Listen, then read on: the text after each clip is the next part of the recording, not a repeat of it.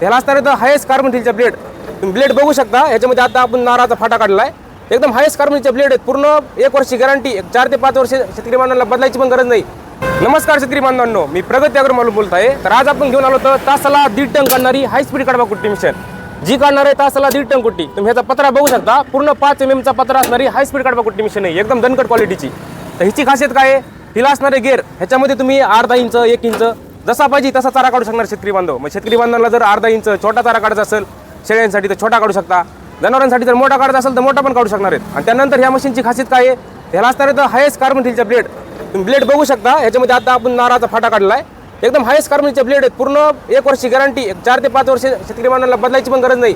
मग ह्याची खासियत काय, त्याला लागणारी ऑटोमॅटिक धार, ह्याला खाली एक ब्लेड असते जी ऑटोमॅटिक धार लावती. आणि त्यानंतर ह्या मशीनची खासियत काय आहे, तर हिला असणार आहे कन्व्हर बेल्ट.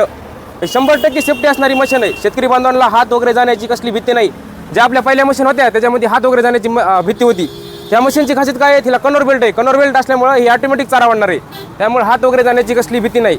आणि ह्या मशीनची जी किंमत आहे, तर ह्या मशीनची किंमत असणार आहे 26,000 रुपये. हे सगळ्यात आपलं टॉपचं मॉडेल आहे. ही असणार आहे अनुदानाला पात्र. सध्या जे काय शेतकरी बांधवांची RTPT मध्ये यादी लागली त्याच्यामध्ये ही अनुदानाला पात्र मशीन आहे आपली. हिला टेस्ट रिपोर्ट आहे कंपनीचा.